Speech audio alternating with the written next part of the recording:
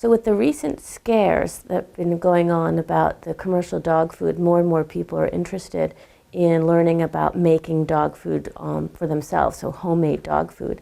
And there's a couple of different ways you can do this. You can either prepare a cooked homemade food, or you can prepare a raw homemade food. We're going to talk about preparing homemade food with chicken bones, and you can do this in both ways. So one thing you could do is you can feed chicken necks. A lot of people who feed a raw diet will feed chicken necks. This would be raw.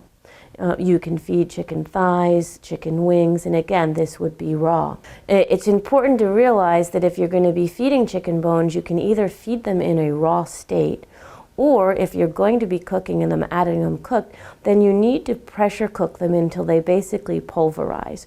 What you can't do is feed chicken bones that have been cooked. Say you're cooking yourself a chicken breast and you've got the breast bones. Those bones are hard and will splinter, and that is not appropriate to feed your dog.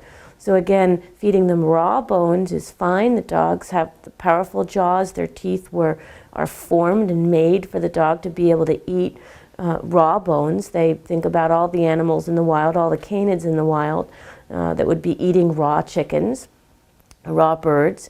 But if you're going to cook them, you want to be pressure cooking them. So that would involve you could put an entire chicken in a pressure cooker, and you can add a sufficient amount of water, cook it down.